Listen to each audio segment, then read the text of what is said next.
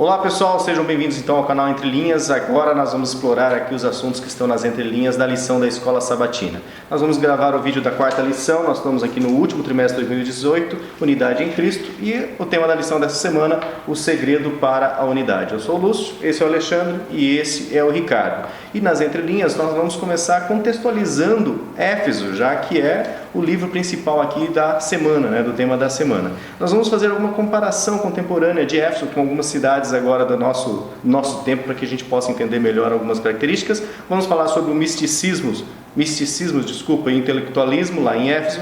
Também nós vamos falar sobre a predestinação, que é um tema que surgiu na lição de domingo, se eu não me engano. Predestinação, calvinismo, abranismo, novamente a alegoria do casamento, que nos traz muita informação, muitos dados sobre o que nós podemos ler na Bíblia. Vamos falar sobre o julgamento.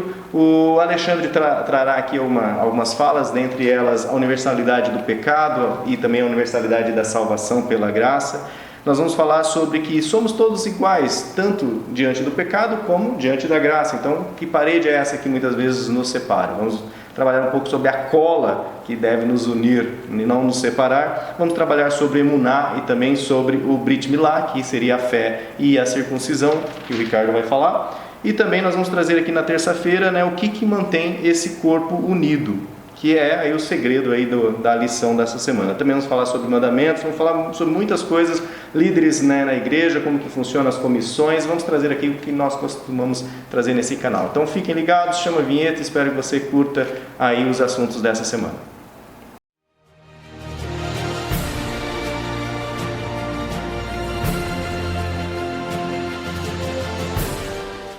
Ok, vamos então, antes de nós entrarmos nas entrelinhas, vamos aqui destacar alguns comentários. O pessoal tem comentado conosco, todo mundo está seguindo lá a hashtag Fui Até o Fim, Sandra Bittar, Daniel Lima, Ari Souza, Wagner Barros, louvado seja Deus, isso aí Wagner. Ailton Alcântara, Fui Até o Fim, sensacional. Cleiton Zucoloto, Fui Até o Fim. Amp Melo, comentou conosco de novo, Fui Até o Fim. Ele está dizendo que é Antônio, deve ser o nome dele, Antônio, então comentou, valeu. A Ana Alice Lopes, também desejamos a você uma feliz semana. Ilza Viana, sempre conosco aí. Ana Alice, Guiomar Gonzaga, Edilza Nascimento, que também já é do grupo aí Família Entre Linhas. Rodrigo Luiz, Celso Dias de Moura. Qual é o link da palestra do pastor Roger? Ele pediu, depois está respondido. Anderson Galvão, que comentou com a gente aqui, falou que achou lamentável envolver política com religião, mas nós tentamos sempre manter aqui um limiar, que eu sei que é estreito, mas de uma forma mais de orientação e reflexão. Um apontamento importante sobre o link da palestra, Lúcio. Vocês encontram esse link pesquisando pelo próprio nome, você encontra ele no YouTube, mas essa palestra é uma palestra maior, em que ele faz a contextualização da missão entre os judeus, da pregação do evangelho entre os judeus, e uma das dificuldades de se pregar entre os judeus é a participação adventista no holocausto. Então, nesse sentido, é um trecho de mais ou menos uns 15 minutos que ele faz dentro de uma palestra maior, que tem 1h20, 1h30. Legal. Chegando conosco aqui no canal e já comentando, o Cleiton Zucoloto, que está dizendo que não conseguiu se inscrever no grupo Entre Linhas. Aqui embaixo na descrição do vídeo nós temos o Família Entre Linhas 1, que é um grupo que é bastante agitado, troca-se muito PDF, muito material, e nós temos o Família Entre Linhas 2. Nesse grupo é mais tranquilo, é mais para os administradores postarem o conteúdo aqui do canal. Beleza, pessoal? Então o pessoal tem celulares com limitação de memória, então vai para o Entre Linhas 2. E o Entre Linhas 1 sempre tem o pessoal saindo também, quem sabe você consegue uma vaguinha lá no Entre Linhas 1. Temos aqui também o link dos materiais que o canal posta, que o canal produz. Hoje nós não temos slide, mas tem todos os slides que nós apresentamos, está lá no Google Drive, que é o último link aí. Obrigado, pessoal, por vocês comentarem, obrigado por vocês estarem de joinha, isso é muito importante para qualquer produtor de conteúdo aqui no YouTube, em especial para nós, evangelísticos aqui. E se inscreva no canal e também compartilhe com seus amigos nas redes sociais, para que eles, mesmo que às vezes lamentavelmente, mas que eles consigam refletir em algumas coisas que a gente coloca aqui, pois o que nós colocamos aqui, fazemos sempre em oração e tentando pedir a Deus uma direção de usar esse meio desse YouTube, que é uma ferramenta tão poderosa, tão ampla. Nós temos aqui inscritos lá de Angola, de Portugal, e vendo no mapa do YouTube nós temos pessoas que assistem o nosso vídeo ao redor do mundo. Então é uma forma aí da gente propagar as ideias que achamos que estão em consonância aqui, em harmonia com a palavra de Deus. Beleza, pessoal? Vamos lá então, o segredo para a unidade. Bom, nós temos aqui um historiador, temos aqui um advogado, então nós vamos tentar explorar essas questões. Como que era Éfeso? Como que era a sociedade de Éfeso? Como eram as pessoas que moravam em Éfeso? Já que são essas pessoas, é dessa cultura que Paulo está falando, né? Eu gostaria de começar pelo mito, né? Ah, tá. Pelo mito da formação de Éfeso, né? Segundo, obviamente, o mito, que ela teria sido formada pelas Amazonas.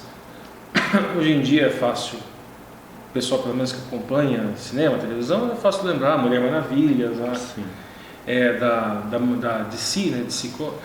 E tinha esse mito dessa formação. Mas por que eu trouxe essa questão importante, essa questão do mito? Porque existe uma informação também importante com relação a Éfeso, que as mulheres em Éfeso, elas tinham um tratamento mais igualitário ali naquela região e diferente de outras cidades da região. Era uma cidade muito rica na época do Império Romano, né? O Alexandre pode falar mais sobre isso também.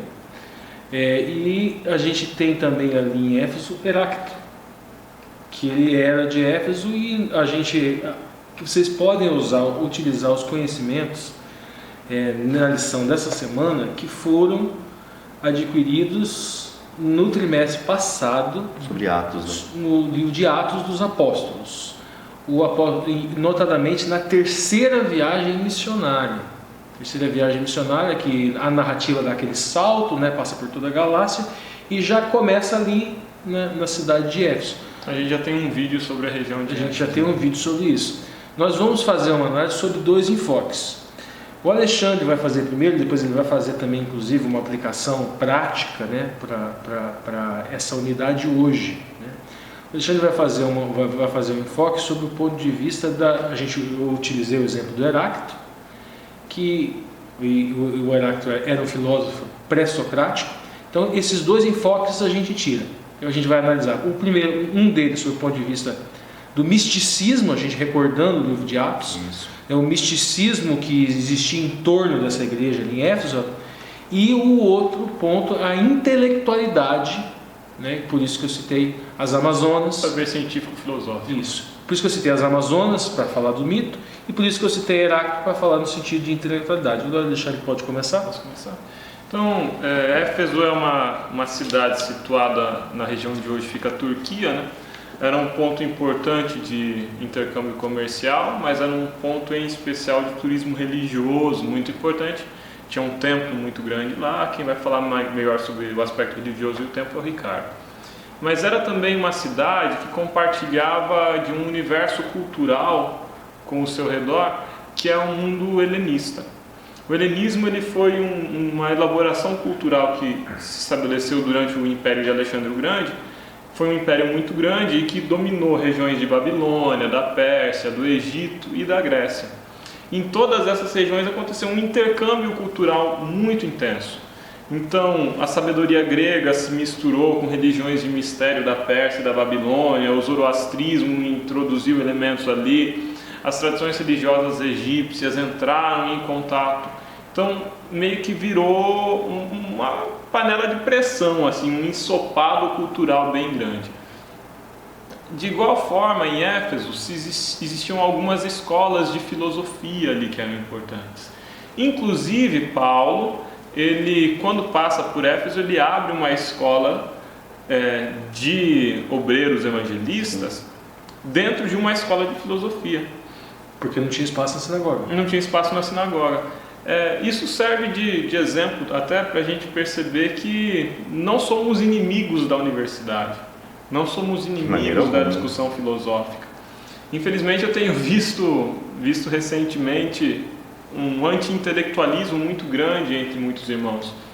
A ideia, e aquele filme Deus Não Está Morto, ele, na minha opinião, faz um desserviço para o jovem adventista, para o jovem cristão. A ideia de que o jovem adventista ele vai entrar na universidade, ele vai ser levado para toda sorte de doutrinas e dali a pouco ele vai estar caindo no ateísmo, no evolucionismo, quando o caminho é justamente o contrário, né? A gente, ao invés de produzir um ódio do adventista contra o conhecimento científico, a gente deveria valorizar Vamos lembrar que apesar de não se curvarem para os deuses babilônicos, os jovens lá na corte de Nabucodonosor, Misael, Ananias, Azarias, Daniel, eles eram muito mais sábios do que os jovens babilônicos. Então, mesmo na ciência humana. Mesmo nas ciências humanas.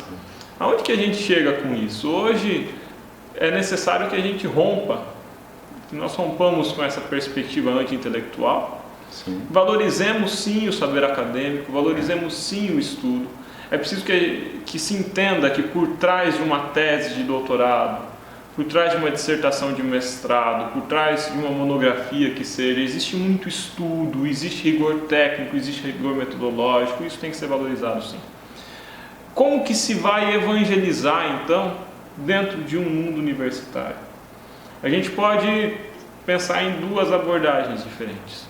Uma abordagem do conflito, do cruzado, daquele que enfia a Bíblia debaixo do braço, vai para a universidade e que na primeira aula... Qualquer divergência já ergue a mão e já dá o estudo bíblico para o professor. E essa pessoa só consegue produzir oposição, só consegue produzir discriminação, e ela mesma perde de enriquecer-se muito culturalmente para aquilo que esses professores, cristãos ou não, têm a ensinar. É preciso agora pensar uma outra alternativa de evangelismo também. Um evangelismo que se apresenta pelos frutos, um evangelismo que se apresenta pela vida acadêmica regrada pela ética, regrada pela moralidade cristã, regrada pela decência. Isso só é possível se esse jovem ele passa desde a sua mais tenra idade por um processo sólido de formação intelectual dentro da igreja, por um processo sólido de formação moral, formação ética, formação cristã. Eu acredito que nós, enquanto cristãos, e eu falo daí na comunidade em geral, precisamos abandonar a nossa preguiça intelectual. Precisamos ser menos preconceituosos, menos preguiçosos, precisamos estudar mais, porque ter orgulho da própria ignorância é uma coisa muito triste. Precisamos retomar leitura de autores que são base dentro do cristianismo, de autores clássicos dentro da filosofia também, porque vamos só lembrar de Paulo quando vai pregar em Atenas, ele fala como os atenienses. Não adianta você pregar em Atenas falando como se estivesse pregando no Sinédrio, porque não vai funcionar. Quer evangelizar no mundo pós-moderno, quer evangelizar no mundo altamente intelectualizado, acadêmico, quer evangelizar na universidade, você precisa apresentar as obras práticas e simples de um cristianismo sincero, genuíno, como Jesus ensinou, mas você precisa apresentar também um respeito pelo saber intelectual, pelo saber acadêmico, pelos processos metodológicos de construção desse conhecimento. É preciso que o cristão seja inteligente, seja 10 vezes mais sábio do que os sábios de Babilônia. Eu queria que o Lúcio, porque o Alexandre falou sobre um enfoque, e o Lúcio falou comigo, a gente conversou um tempo atrás, que ele também, mesmo sendo das exatas, aproveita quando dá para fazer a parte dele. Que na verdade a gente está acostumado a terceirizar a nossa intelectualidade. Então a gente gosta de ver alguns ídolos, alguém que pense por nós e seguir esses ídolos, né? É um espaço que está aqui no coração que Jesus deixou para ele ocupar, e quando ele não ocupa, a gente vai ocupar para os ídolos. Mas mesmo na parte de exatas, né, eu sou professor, então às vezes eu desperto, né, a questão, por exemplo, dos alunos. Eu não acho nenhum pecado um aluno cristão chegar e falar assim, o professor perguntar, né, como se deu o processo da geração da vida. Aí coloca, segundo Darwin, porém, segundo outras convicções criacionistas, temos os autores criacionistas, entendeu? Então a gente não pode demonizar a ciência nesse sentido. Mas com os alunos de exatas, às vezes eu trabalho sobre a questão, né, de lei, né, e teoria. Então, por enquanto, nós estamos na parte de teoria da evolução, teoria da criação, e não lei. Mas você apresenta. Mas eu apresento diante lá dos futuros engenheiros, falo assim, então tome cuidado com esses detalhes. Mesmo que não seja a sua convicção. Não é, né? Você tem que saber colocar né, os termos nos seus lugares. Eu acho que a sabedoria está nisso aí, né? Não você ficar negando a ciência e aí você vai ser taxado como um simples ignorante e Mas tapado. quando pergunta a sua opinião, você dá. Sim, Aquele que se nega ao debate, ele nega-se a possibilidade do conhecimento. Só uma fé que foi abalada, só uma fé que foi provada pelo rigor da dúvida, ela é capaz de se tornar inabalável e se demonstrar inabalável. Agora, sobre o segundo foco, né, do ponto de vista místico, né? Bom, gente, primeira coisa, vamos definir dentro do raciocínio que vai ser desenvolvido, dentro do jogo de linguagem que vai ser abordado, que seria esse misticismo. Não estou falando aqui que as visões religiosas de espiritualidade diversas do judaísmo nazareno seriam, vamos taxá-las como sendo algo de segunda classe e misticismo. Não é isso. É mais ou menos assim. Ao longo da história e dentro do padrão que eu abordo como sendo verdade para construir esse raciocínio, que é no caso o bíblico, ao longo da história, o que a gente vê? A gente vê um povo que narrava a história da criação de uma maneira, e a gente, partindo da minha parcialidade, uma vez que eu tenho uma fé, se eu tenho uma fé, eu tenho uma parcialidade. Aquela história é verdadeira e a outra é deformada. Então a gente tem, vamos supor, uma história do Éden, e a gente tem o épico Gilgamesh e a Babilônia, que aí estaria o misticismo, aí estaria uma confusão, uma mitologia grega, um contar de história propriamente diferente, a partir de mitologia suméria, depois a partir de mitologia medo-persa, onde teríamos os polos, o bem e o mal, ou seja, o bem e o mal com o mesmo tipo de poder, né? Depois a gente tem os gregos e todo o misticismo grego, vamos deixar, e hoje em dia, e depois o misticismo romano, e esse Éfeso, antes de eu falar do hoje em dia, né? E esse Éfeso, essa igreja dos Efésios, ela vivia com essa Babilônia, essa confusão, esse monte de ideias sobre religiosidade, sobre a origem do universo, a origem do mundo, diversas. E influências inevitáveis tinham sobre essa igreja. Trazendo para os dias de hoje agora. Vamos trazer para os dias de hoje. Vamos imaginar, a gente não precisa nem ir no grande centro. Aqui mesmo a gente vê muito isso.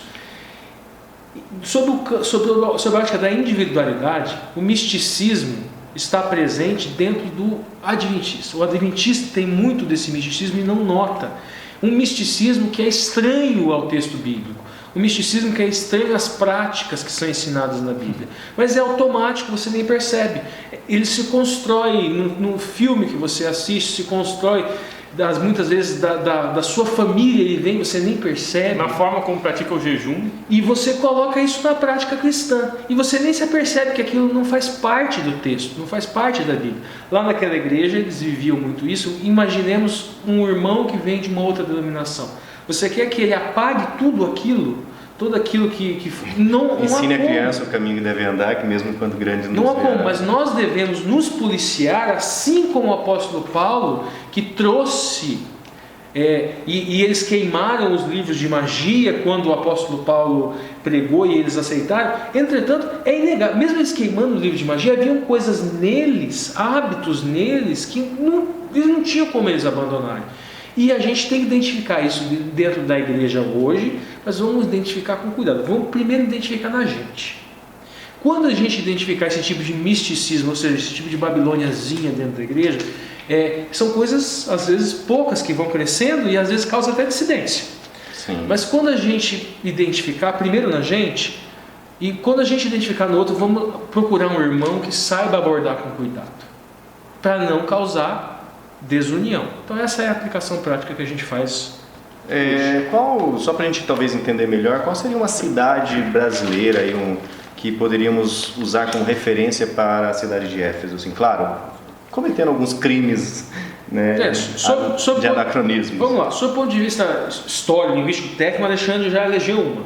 Pode falar, Alexandre. Não, a gente estava conversando, é uma coisa muito difícil. Sim, mas Eu só tinha para falado, a pessoa ter uma se a ideia. gente fosse ver um país no mundo, eu até tinha cogitado lá, Isso. de repente a República Tcheca, um país que está na periferia da Europa, que tem uma certa importância, mas não é toda essa importância, que tem uma certa transição, um trânsito intelectual e uma importância econômica, mas que não é o grande centro. Aqui no Brasil a gente tem outras cidades que teriam um porte equivalente, se a gente fosse pensar assim, seria, sei lá, um Salvador, um Porto Alegre, Rio de Janeiro, um Rio de Janeiro. São Paulo. São Paulo já é diferente, né? São Paulo no Brasil hoje seria o equivalente a Roma, né? O epicentro Mas do poder. sob o ponto de né? vista, sob o ponto de vista da escola, vamos Da dizer. diversidade religiosa, sem Também, dúvida, né? Qualquer legal. grande centro brasileiro hoje Porque apresenta uma... o que a gente separou é o seguinte, uma análise técnica, histórica seria complicado. Mas para facilitar a compreensão, para fazer qualquer grande exercício centro. pedagógico. Qualquer grande centro. Porque qualquer grande centro tem o quê? Diversidade religiosa e oportunidade de ter acesso a universidades e Trânsito intelectual, né? Trânsito intelectual, exatamente. Legal. Aqui agora na lição de domingo nós vamos passar aqui bênçãos em Cristo. O que nós vamos tratar aqui primeiro é sobre essa questão de entendermos a universalidade do pecado e também da universalidade da graça. Ambos estão aí expostos para que o ser humano possa entender. Então, agora é com você, Alexandre. Eu quero trabalhar em torno de 3 passagens. A primeira delas, Romanos 3:23, que diz assim: pois todos pecaram e carecem da glória de Deus, sendo Universalidade do justificados gratuitamente por sua graça, mediante a redenção que há em Cristo Jesus. A gente pode seguir lá para Isaías 53, de 4 até o verso 6. Isaías 53, 4 até o verso 6, diz assim lá: certamente Ele tomou sobre si as nossas enfermidades, as nossas dores levou sobre si. E nós o reputávamos por aflito, ferido de Deus e oprimido. Mas Ele foi transpassado pelas nossas transgressões e moído pelas nossas transgressões, moído pelas nossas iniquidades. O castigo que nos traz a paz estava sobre Ele, pelas suas pisaduras fomos sarados. Gente, o primeiro passo para a gente entender as bênçãos que nós recebemos em Cristo é reconhecer o quão malignos, perversos e perdidos nós estamos sem Cristo. Nós somos seres desgraçados pecadores. Não há um justo, um sequer, senão Jesus Cristo. Então, quando nós olhamos para o ser humano, nós chegamos à conclusão da universalidade do pecado. Somos todos pecadores miseráveis. E aí nós olhamos para Jesus, o perfeito, aquele que na cruz do Calvário se fez homossexual, adúltero, ladrão, que se fez na cruz do Calvário assassino, que se fez na cruz do Calvário maligno, sem ser mal. Se fez pecado. Se fez pecado, sem ser pecador. Quando Cristo morreu, Ele morreu crucificando em si o meu pecado. Toda a maldade que eu fiz e vou fazer na minha vida foi crucificada com Cristo Jesus na cruz do Calvário. Ele pagou o preço pelo meu pecado, pelas pisaduras dele eu fui sarado. Então, qual que é o primeiro passo? A gente vai dar 3 passos, domingo, segunda e terça. O primeiro passo que eu percebo é reconhecer o quão desgraçado pecador eu sou e o quanto eu necessito da graça de Cristo. O primeiro passo é esse, é a minha relação com Deus, é eu entender que eu sou imerecedor, totalmente merecedor, e que se eu estou salvo, é, em primeiro lugar, por um ato de amor magnífico de um Deus perfeito que se fez homem e morreu no meu lugar. Não por mim, né? Não por mim, não por mim. Um outro texto importante que pode ser usado na classe, eu trago aqui além da leitura da lição, né? É o livro de João, capítulo 6, versículos 45 a 51, diz assim, ó, está escrito nos profetas: e serão todos ensinados por Deus. Portanto, todo aquele que da parte do Pai tem ouvido e aprendido, esse vem a mim. Não que alguém tenha visto o Pai, salvo aquele que vem de Deus, esse o tem visto. Em verdade vos digo, quem crê em mim tem a vida eterna. Eu sou o pão da vida. Vossos pais comeram maná no deserto e morreram. Este é o pão que desce do céu, para que todo o que dele comer não pereça. Eu sou o pão vivo que desceu do céu. Se alguém dele comer, viverá eternamente. E o pão que eu darei pela vida do mundo é a minha carne. Aqui a gente tem Jesus Cristo se assumindo nesse papel de pão da vida, se assumindo nesse papel de doador da vida, daquele que vem resgatar, daquele que vem salvar, o pão que desceu do céu. Ele é o próprio Deus andando entre nós. Então, se a gente é salvo, não é por uma causalidade do destino, não é por um mérito próprio, é pela graça maravilhosa de Cristo Jesus. Legal. Outro tema aqui também que é tocado aqui no domingo é sobre, o segundo parágrafo. Nessa passagem, alguns se confundem quanto ao trecho sobre a predestinação. E aí fala sobre essa questão da predestinação. Novamente, temos já esse assunto, ele é recorrente aqui no canal, né? Mas novamente, vocês que estão chegando aí, novos no canal, vão entender um pouco mais sobre o que é o calvinismo, né? E também um pouco sobre a história abrâmica e a alegoria do casamento judaico em relação a todo o plano de salvação que Deus tenta aí nos inculcar essa humanidade desde a criação, né, Ricardo? A gente vê aqui na parte de domingo falando sobre a questão da eleição, né? E a questão da predestinação. Na língua portuguesa a gente vê predestinação. Só que os conceitos, eles ganham significados conforme o intérprete. Nós estamos falando de uma Bíblia escrita em grego, hebraico e aramaico. Nós estamos falando de expressões gregas. E na língua portuguesa, as expressões, conforme o jogo de linguagem, já ganham definições de conceitos diversas. Agora vocês imaginam como busca de um para o outro. Ok, mas se é tão difícil assim, então o Eterno não desenvolveu nenhum tipo de mecanismo, nenhum meio para a gente se proteger com relação a isso? Desenvolveu sim, e eu vou falar hoje aqui. Bom, primeiro, por que eu sou avesso a calvinismo e arminianismo? Primeiro porque só colocam dois lados. Só existem duas formas de pensar: ou você é calvinista, ou você é arminianista. E não é assim, não é verdade. Por quê? Tanto os arminianistas, ou qualquer coisa parecida com o arminianismo, ele utiliza um jogo de linguagem próprio, que não é o jogo de linguagem bíblica. Pega as passagens isoladas e constrói lá eleição condicional, graça resistível, e assim vai por diante. Existe a construção de conceitos inéditos. Isso, exatamente, conceitos inéditos para tentar interpretar. Só que uma coisa é o texto é inspirado, a interpretação nem sempre é, porque se sempre fosse, haveria uma só, porque o Espírito é um só, a palavra é uma só. Os calvinistas falam de uma eleição incondicional. Vamos falar do primeiro conceito, vamos falar de eleição. A questão do casamento judaico e a história do povo. Então, o costume daquele povo que foi o povo escolhido, no caso Israel. E a história daquele povo serve de estrutura de jogo de linguagem para que a gente possa identificar quais são as doutrinas, quais são os dogmas que são compatíveis e quais são os dogmas que não são. Legal. Então, por exemplo, eleição. No casamento judaico a gente tem o Shidduchim, que seria a fase de eleição ou a fase de escolha. Mas ok, aonde está isso na Torá? Na Bíblia. Na Bíblia, sim, na Bíblia, mas especificamente na Torá. No Pentateuco, os 5 primeiros livros da Bíblia. O casamento de Isaac. Vamos buscar esses conceitos e vamos colocar ali dentro e vamos ver o que não sai desse jogo de linguagem, desses arquétipos. Cada personagem bíblico encontrado na Torá é arquétipo de alguma coisa. Abraão é arquétipo de quem? Do pai. Naquela época, naquela cultura, o pai escolhia ou elegia. Aí nós temos a eleição, o Shidduchim.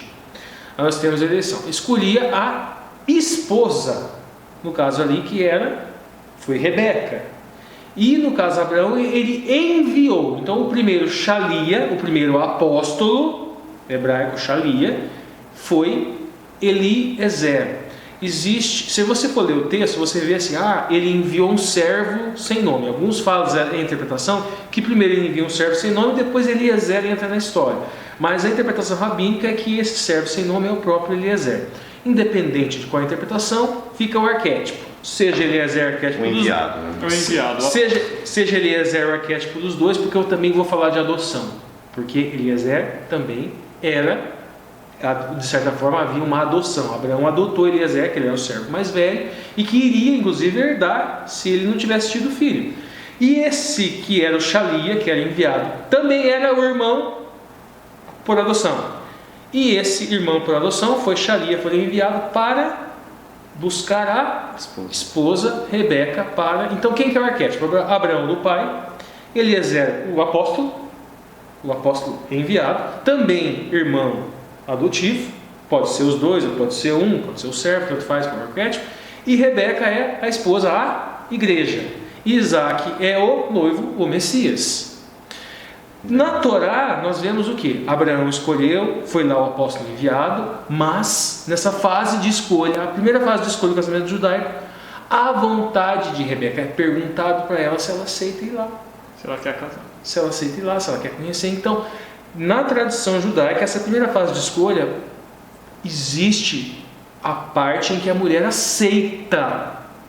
Então veja bem, essa eleição, existe a eleição por parte do pai, arquétipo Abraão, e existe a aceitação por parte da esposa, que é a igreja. Essa perspectiva é incompatível com a ideia de uma graça irresistível.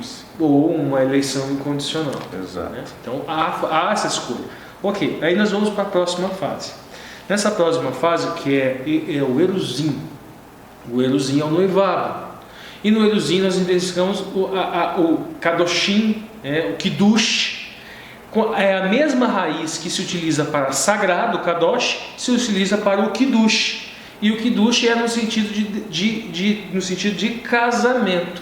Então o povo Kadosh é a esposa. Então um povo santo não é porque ele é santo por si, porque ele consegue obedecer. Não, é porque ele foi desposado, ele foi escolhido para ser esposa, é a igreja. Ok. E na última fase, que é o Nessuim, que significa carregar, porque esse esposo ele se afasta, ele fica, de acordo com a tradição, mais ou menos 2 anos preparando o lugar e depois ele volta. Por que isso é importante? Aqueles que falam que o Messias não poderia ter ido embora, está na própria tradição do casamento. O noivo ele vai preparar o lugar e depois ele volta a buscar a esposa. Tem a Ketubá, que é um contrato de casamento, que seria Tebot dos 10 mandamentos. Então está tudo ali. Então a gente inclui aí toda aquela doutrina explicada pelo apóstolo Paulo, a gente encaixa nesse casamento, tudo isso. Legal. E esse sentido de eleição, e esse povo Kadosh, esse povo santo, esse povo eleito, está aí dentro dessa história. E nós apóstolos vamos trabalhar um pouco isso, a questão de nós como sendo tanto esposa, como sendo Shalia, como sendo enviado. Ou seja, o Eliseu e também sermos irmãos adotivos. Legal, muitas entrelinhas já, hein? E nós não saímos ainda de domingo, pessoal. Vale aí um joinha, é muito importante esse joinha porque ajuda a promover o vídeo aí na plataforma do YouTube e o YouTube começa a sugerir esse vídeo para seus amigos aí da sua rede próximo de você. Então, para aí, deixa seu joinha. Se tiver no celular, vire. Se estiver na Smart TV, só clicar em OK, mais opções e gostei. Vamos avançar então um pouco, senão essa lição vai ficar muito demorada. Segunda-feira, derrubando a parede. E aí nós, né, como o Alexandre colocou, né, nós estamos aqui 3 passos, 3 degraus. Né? O primeiro era reconhecer a universalidade da graça e também do pecado. E agora tem uma parede que nos separa. E como que a gente pode então derrubar essa parede? Como que a gente pode, na verdade, nem construí-la? Perceba, Lúcio, que todas as atitudes que a gente toma a partir desse primeiro passo, elas nascem lá, no reconhecimento da minha condição de pecador e da graça de Cristo que me salva. Agora, eu convido os irmãos a lerem Mateus capítulo 7, de 1 a 5, diz assim: Não julgueis, para que não sejais julgados, pois com o critério com que julgardes, sereis julgados, e com a medida com que tiverdes medido, vos medirão também. Porque vês tu o argueiro no olho do teu irmão, porém não reparas na trave que está no teu próprio? Ou como dirás a teu irmão, deixa-me tirar o argueiro do teu olho, quando tens a trave no teu? Hipócrita! Tira primeiro a trave do teu olho, e então verás claramente para tirar o argueiro do olho do teu irmão. Uma dificuldade que se viveu lá nos tempos do surgimento e organização do cristianismo, e uma dificuldade que se vive ainda hoje, é a falta de autocrítica. Para não reconhecer os meus erros, para não reconhecer os meus pecados, para não encarar as minhas falhas, eu sou rápido em acusar o irmão, muito rápido, quando o caminho deveria ser o contrário. Olha a caminhada, primeiro no domingo, eu reconheço a minha condição de pecador. Eu reconheço a minha condição de miserável e desgraçado pecador. E eu entendo que a única esperança de salvação para mim é a graça misericordiosa de Jesus Cristo. E agora eu entro numa comunidade. A gente está falando em toda a lição do trimestre sobre a construção da unidade, da união. Como eu vou produzir união em uma comunidade se eu estabeleço uma barreira de julgamento entre eu e meu irmão? Aquele irmão não, porque aquele irmão ele tem essa e essa conduta. Aquele irmão não é irmão, porque aquele irmão pensa assim e assim. Aquele irmão não é irmão, porque ele é gentil, ele não é circuncidado. Aquele irmão, quando a postura deveria ser outra. Alguém que efetivamente se reconhece pecador, alguém que efetivamente se reconhece recebedor de uma graça que não merece, ele não se coloca na condição de juiz do próximo. Sim. E se a gente supera a posição de juiz dentro da igreja, se a gente se coloca na posição de humildade, de solidariedade com o outro desgraçado pecador igual a mim, se eu paro de construir uma hierarquia de santidade dentro da igreja, e se eu percebo que o outro é tão pecador quanto eu, e que eu sou tão pecador quanto o outro, que eu sou tão desgraçado pecador quanto a prostituta que estava fazendo ponto ali na esquina, que ela tem tanto mérito para receber a graça de Cristo quanto eu, se eu consigo entender isso, aí eu consigo produzir uma religiosidade que é de muito mais apoio, acolhimento, aceitação, uma religiosidade que quebra murros, que constrói pontes. Exato. Não uma religiosidade permissiva, não é isso que eu acho que a fala dele não dá espaço para isso, porque às vezes a pessoa fala assim, mas então eu não devo nem falar, né? E muitos gostam de chamar o pecado pelo nome, né? Muitos gostam dessa, mas isso aí você está julgando. Eu digo assim, Lúcio, a minha posição, pelo menos como cristão, eu tento estabelecer isso. Eu sou profundamente crítico comigo mesmo e tento ser o mais acolhedor possível com o outro. Quem sabe se nós voltássemos, enquanto coletividade cristã, as nossas críticas para nós mesmos e a nossa aceitação para o outro, ao invés de fazer o contrário, né? a gente manifestaria mais o caráter de Cristo. Exatamente. Eu sou um desgraçado pecador, gente, mas eu tento fazer isso. Nem sempre consigo. Exato, somos muito falhos. Aliás, geralmente eu não consigo. Ainda aqui derrubando a parede, né, são citados dois aspectos, né? Um sobre emuná, sobre a fé, porque então como que eu posso manifestar tudo isso? Eu reconheço o pecado, reconheço a graça, mas, né, como diz, credes em Deus, fazem-os bem, né? Vamos funcionalizar isso. Exatamente, vamos tornar mais prática. E também fala, né, como cita aqui na lição, a circuncisão física dada por Deus ao patriarca apontava para a circuncisão espiritual, que é toda, a gente já discutiu esse assunto aqui nas lições anteriores, mas faz parte aqui da lição desse dia. Então, como que a gente pode entender esse emuná como sendo algo que nos une, uma cola que une as pessoas? A lição de segunda-feira fala derrubando a parede. Então, como que essa parede é derrubada e onde que está isso, e onde que a gente tira os conceitos doutrinários e onde que nós buscamos o jogo de linguagem na Torá. Isso. Nós voltamos a buscar esse jogo de linguagem com Abraão. Por quê? Abraão fez a Brit Milá, que foi a circuncisão. Essa circuncisão era um ato, esse ato de cortar o prepúcio era um ato simbólico da verdadeira Brit Milá, que é a circuncisão no coração. Isso. Circuncisão no coração é uma expressão idiomática que é utilizada para a atuação do Ruach HaKodesh, a atuação do Espírito Santo no coração da pessoa, ensinando, instruindo, mostrando para ela, escrevendo a Torá, escrevendo a instrução no coração da pessoa, para que aquilo voltasse a ser natural, para que o Etzer Hatov, né, a natureza boa, voltasse a ser natural para aquela pessoa. Ocorre que emuná, e eu vou explicar um pouco melhor isso, emuná, a gente não pode pensar em emuná assim, eu vou ter convicção, toda convicção que eu vou mover aquele copo que está ali na mesa. Vou ganhar na cena. Ou vou ganhar na mesa. Eu vou ter muita convicção e Deus vai me dar poder para ele. Não, o poder do Eterno, ele vem como ele é distribuído, como apraz ao Espírito Santo. Então eu não posso profetizar que eu vou ser eleito presidente da República no primeiro turno com 51% dos votos? Só se Deus chegou e falou para você que você vai. Não é porque você quer. De Deus na sua vida. Então veja bem, o El Shaddai, aquela coisa de a fé move montanha é o quê? Se por um acaso você tiver emuná, se você estiver firme no Messias, e o Espírito Santo entender que através de você ele precisa mover uma montanha, ele vai mover. Essa montanha vai mover no poder do Eterno.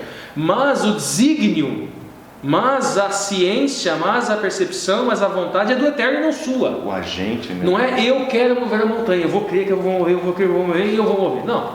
Se precisar abrir o Mar Vermelho, se você precisar, se o Deus vai utilizar você como instrumento, e a sua fé, a sua emuná faz abrir o mar, e a sua fé, o seu firmar no Eterno, e o Mar Vermelho vai se abrir. Sair água da rocha e outras tantas coisas. Então essa é a verdadeira emuná. Emuná é uma fé atuante, mas o desígnio é do Eterno. O desígnio não é seu. Não é porque não é um arbítrio seu. Não, é como o Eterno apraz. Mas como funciona essa cola? Todos aqueles que têm emuná no Eterno, que têm emuná no Mashiach, agora é esposa, agora é povo de Deus, seja goim, seja gentil ou seja judeu. O judeu de nascimento que não tem emuná no Mashiach não é Israel. Então essa parede se quebra aí. E esses dois povos se unem num único povo, se unem, agora fazem parte de uma única igreja em função da emuná. Por isso que a emuná é essa cola. Legal. Terça-feira, pessoal, né, o segredo da unidade é o tema da lição, e então vai falar sobre a unidade em um corpo. E aí eu pergunto, né, então o que vai manter esse corpo unido? Que é o segredinho, né? A resposta já é bem conhecida. O que mantém esse corpo unido? Vamos retomar os três passos. Isso. Então. No primeiro passo eu me reconheço pecador e merecedor e alvo da graça de Cristo. No segundo passo eu me vejo indigno de julgar qualquer irmão. Quebra-se a parede. Agora, não é só não julgar. Existe um terceiro passo. Eu posso não julgar e adotar uma posição de indiferença. Mas dentro do corpo de Cristo não tem espaço para indiferença. Jesus falou no Evangelho de João, capítulo 3, versículo 34 e 35. Novo mandamento vos dou, que vos ameis uns aos outros, assim como eu vos amei, que também vos ameis uns aos outros. Já existia o mandamento de amar uns aos outros. Mas Cristo fala agora, novo mandamento vos dou. O que tem de novo nesse mandamento é o modelo de amor. O modelo de amor estabelecido aqui é que vos amei é assim como eu vos amei, assim como Cristo nos amou. E esse é um critério absolutamente elevado. Nisto conhecerão todos os que sois meus discípulos, se tiverdes amor uns pelos outros. Então a única forma da gente conseguir conviver em harmonia, depois de destruído os muros do julgamento, depois de compreendida a absoluta falibilidade humana, pecaminosidade humana, e tendo Cristo como única esperança, é a solidariedade do desgraçado que encontra o caminho para a cura e que vai levar outro desgraçado até essa cura. Isso só é possível por causa do amor.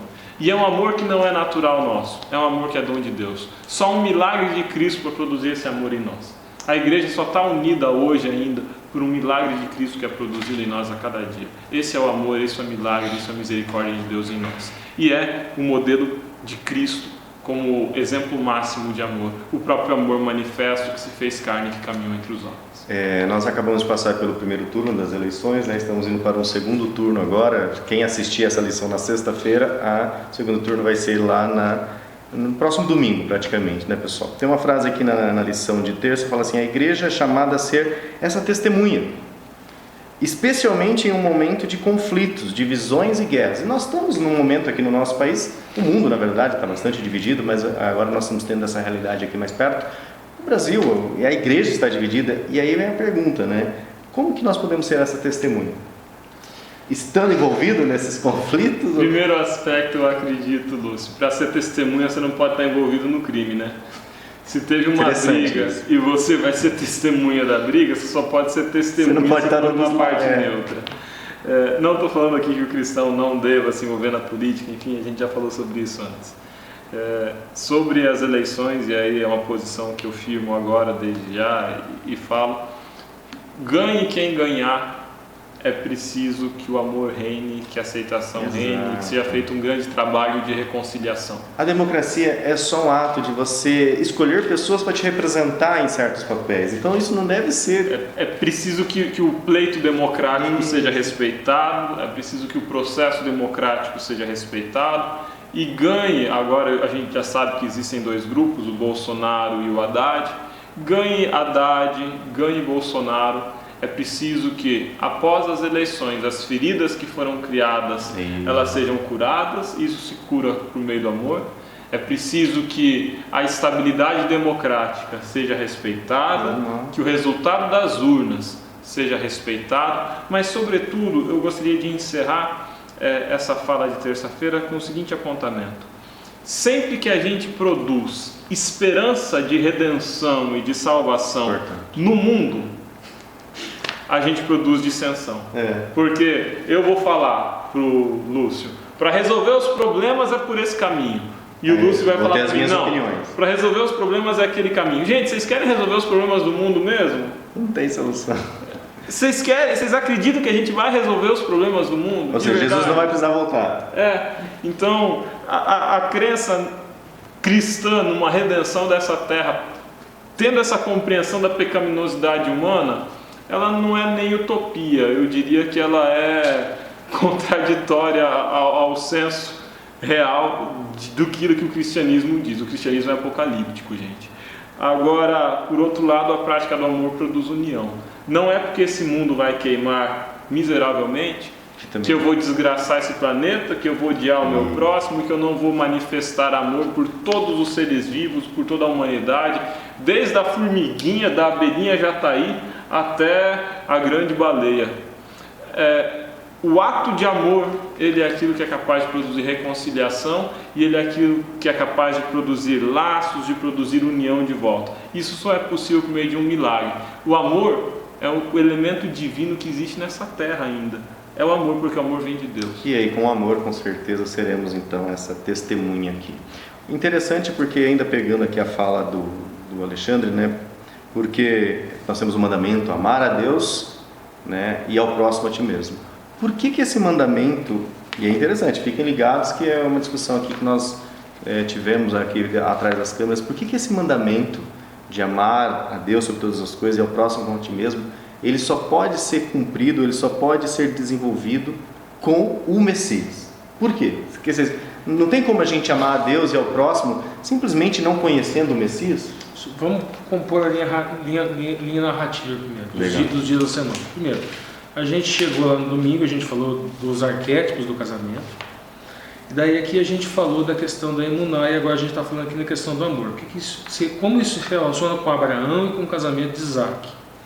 Vamos lá. Primeiro, a gente tem Rebeca, arquétipo da esposa, e a gente tem Isaac, arquétipo do esposo, e a gente tem, obviamente, o desenvolver, depois do casamento, desenvolver de um amor entre eles.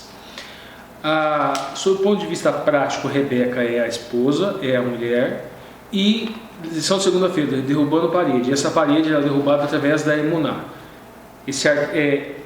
Tanto judeu quanto gentil, ou seja, não judeu, qualquer nacionalidade, se tem emuná no Mashiach, ele é representado por Rebeca. E ele é amado pelo esposo, no caso, arquétipo Isaac, que é o eterno. Então, independente de ser judeu ou não, Deus te ama, Deus te amou. E Ele demonstra esse amor. Ele demonstra esse amor para você através de Emanuel, através de Deus conosco. O mandamento é amor a Deus e amor ao próximo. Sem Emanuel, sem essa demonstração de amor do noivo, sem o Deus conosco, nós nunca iríamos entender aquilo que Deus é amor. Então, a primeira parte do mandamento, amar a Deus sobre todas as coisas, ficaria inviável porque a esposa não conhece, nunca teve nenhuma demonstração de amor por parte do esposo, por parte do noivo. Então, o Cordeiro de Deus que foi morto antes da fundação do mundo, a gente tem os 4 evangelhos nos mostrando o que é Deus, o que significa de fato na nossa realidade, na nossa concretude, o que significa Deus ser amor. Ele se fez carne, Ele habitou entre nós, Ele deu a vida por nós, Ele foi sacrifício vivo, Ele se fez pecado por nós. Então aí nós entendemos, nós nos sentimos amados. Aí é muito mais fácil você amar um esposo que faz tudo isso por você, e você identifica isso nos evangelhos, esse amor, você se apaixona por ele.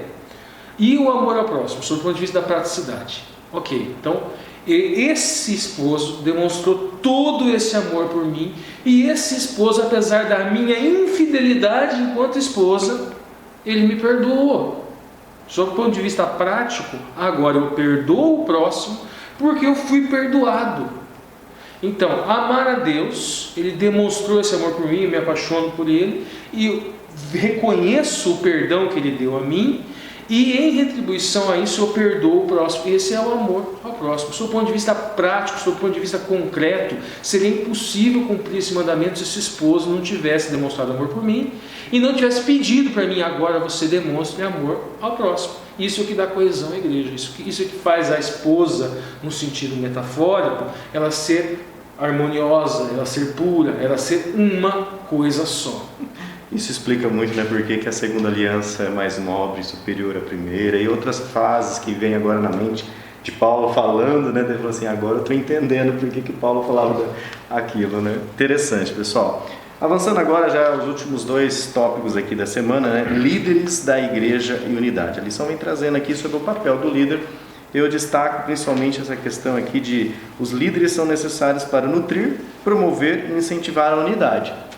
Porém, antes aqui, né, nós temos que o líder não tem nenhum privilégio em si.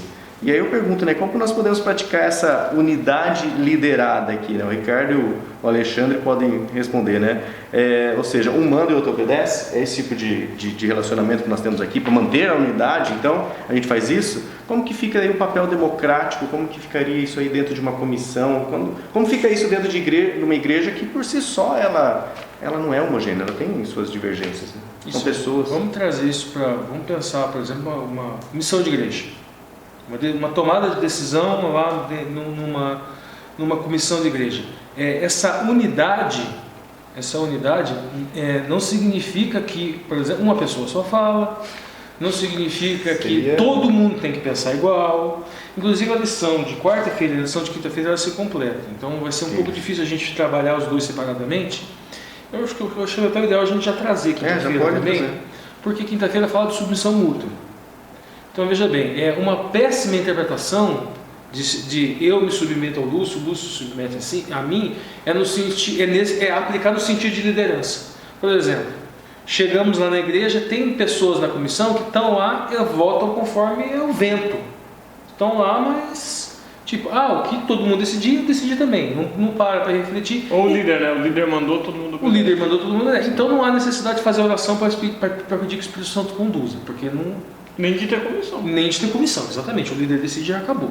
Abre um parênteses aqui, né? Nós estamos em outubro. Sim. E as igrejas estão passando por um processo de comissão. Acho bem interessante, inclusive aqui na igreja, a gente acompanha o pastor, que é o pastor Miguel, né? Ele sempre tem uma postura, é um processo bastante demorado, bastante detalhado. Ele fala que a gente abandone qualquer pré-conceito, qualquer pré-escolha, e que as coisas sejam feitas nesse momento, guiados pelo Espírito Santo. Para ser democrático tem que ser. Demora, pessoal, demora, mas tudo que tem uma certa qualidade demora. Então, às vezes, fazer a toque de caixa lá e todo mundo faz os complôs não vai funcionar. Então, primeira coisa, a questão para a gente ser feito com toda essa qualidade foram pelo menos 9 meses.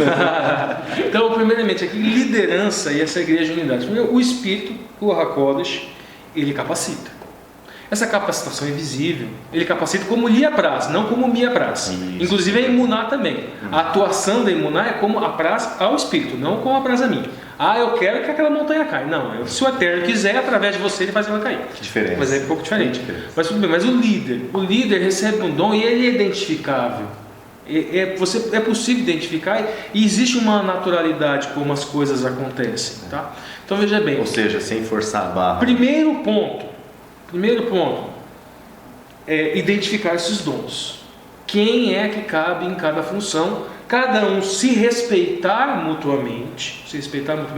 O Alexandre tem um dom que a gente estava até falando aqui um pouco fora do canal, que deve ser aplicado, que ele não deve se abster de utilizar esse dom, de utilizar o púlpito para pregar, entendendo que a pregação dele é importante. Estamos reforçando aqui em púlpito.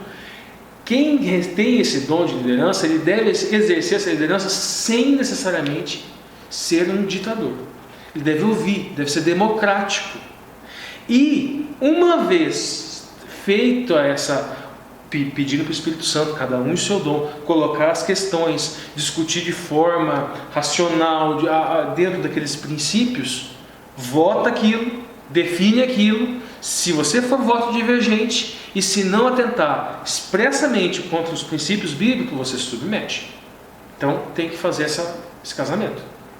E aí vai ter uma unidade, né? Aí vai haver uma unidade, obviamente. Mas é importante entender que, organizacionalmente, isso só funciona se as pessoas envolvidas estiverem imbuídas de um caráter generoso, amoroso, de um caráter de humildade cristã, de um caráter que preze por refletir o caráter de Cristo. Legal. Se a gente, em termos organizacionais, em termos de liderança institucional, desde a igreja local, até departamentais, até conferência geral, se a gente tiver espírito de cisão, espírito de formação de partidarismos, coisas que o próprio Paulo fala, eu sou de Paulo, eu sou de Apolo, eu sou... Não, gente, nós somos de Cristo, calma lá. Se a gente tiver um aspecto que não reflita nas lideranças o caráter de Cristo, esse funcionamento institucional azeitado, vamos dizer assim, pela presença do Espírito Santo, ele é um processo que fica muito complicado. E aí a igreja só subsiste por absoluta misericórdia de Deus. Porque se não fosse por um milagre de Deus, e aí a maior prova, a gente até conversava antes, né, Ricardo? A maior prova de que essa igreja é uma igreja de Deus é que, com todos os tropeços das suas lideranças institucionais, ela permanece unida. Para vocês em casa, dividam quarta e quinta-feira da seguinte maneira: abordem tomada de decisão na quarta-feira, e aquele sentido, uma tomada de decisão democrática, onde o líder ouve opinião, pede auxílio do Espírito Santo, nota quais são os dons de cada um e se submetam, se não ferir os princípios. Quinta-feira, aí a noção de submissão é outra. A noção de submissão, submissão mútua é outra. Não é eu enxergar o outro maior que eu, isso é uma baita de uma besteira. Nós somos iguais, nós somos um em Cristo, nós somos esposa de Cristo enquanto igreja. É da seguinte maneira: eu, em função de eu obedecer o mandamento, de amar a Deus e amar o próximo, eu, por mim, identifico nele o que ele precisa, o que eu posso contribuir para a vida dele. E eu vou lá e contribuo, eu me submeto no sentido de ser lavar os pés da Santa Ceia, é um exemplo típico disso. Eu identifico nele o que ele precisa, onde que eu posso ajudá-lo, onde que eu posso auxiliá-lo, como que eu posso servi-lo, e vou lá e faço isso. Em contrapartida, o Lúcio faz a mesma coisa. Então, quinta-feira, relacionamentos humanos em Cristo, é isso, identificar o que o próximo precisa e eu posso contribuir para auxiliá-lo, e o próximo, no caso o outro, fazer a mesma coisa. A igreja deve ser assim. Eu devo sempre estar procurando o bem, o auxílio, aonde eu posso contribuir para o bem do outro, e o outro, o meu. E aí nós temos uma harmonia, e aí essa esposa, ela é forte, ela é vistosa, e independente de ela ser forte e vistosa, ela é amada por Deus. Todo mundo vive junto, amiguinho e feliz, em Cristo Jesus. Pessoal, olha, realmente foi muito boa essa lição para nós aqui. Nós discutimos bastante coisa, ficamos aqui umas 2, quase 3 horas preparando. O que vocês veem aqui é só uma parte. Às vezes até a gente pensa em fazer um making off aqui, né? Aqui só tem uma câmera, não vai ficar tão legal, mas a gente discute aqui. E graças a Deus, assim, isso tem edificado a cada um aqui do canal, né? A mim, o Ricardo, o Alexandre e muitas pessoas também. Nós sentimos assim um feedback muito positivo de muitas pessoas que têm, assim, o nosso objetivo aqui na verdade é tentar dar um start, né, em certos raciocínios, certos pontos de vista. Às vezes produzir incômodo. Às vezes a gente cutuca mesmo, e, né, para provocar uma reação em algumas pessoas, mas saiba, pessoal, nós não fazemos isso de maneira alguma para exaltar aqui que nós somos intelectuais, nada, né? O que a gente tem buscado muito é conhecimento e compartilhar esse conhecimento com vocês. E a gente, só vou aproveitar uma fala do Alexandre, a gente estava conversando um tempo atrás, o seguinte: não, isso aqui é muito agradável, é agradável que a gente conversa, a gente brinca, a gente é amigo, mas a gente podia estar fazendo a mesma coisa numa mesa de sinuca. Exato. Mas a gente está aqui, é agradável, mas é cansativo, exige estudo. A gente está aqui para agradecer justamente uma graça dada pelo Eterno. Exato, e é muito bom ouvir a opinião de vocês, ouvir o comentário de vocês, mesmo que qualquer comentário que vocês tenham que fazer, faça. Isso é muito importante, a sua manifestação, né, dessa obra. E mais do que se manifestar através do comentário, eu peço agora, né, se você gosta desse conteúdo, compartilhe.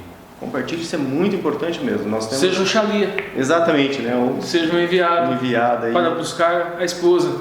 E levando esses raciocínios aí para toda a nossa igreja, principalmente nesses momentos aí que nós temos no nosso país, nas nossas igrejas, que esse material seja, como é o tema do trimestre, que seja algo para a unidade da igreja em Cristo. Ok, pessoal? Então, nosso abraço, muito obrigado aí pelo seu apoio a esse projeto e nos vemos então na quinta lição. Tchau, tchau. Tchau, tchau.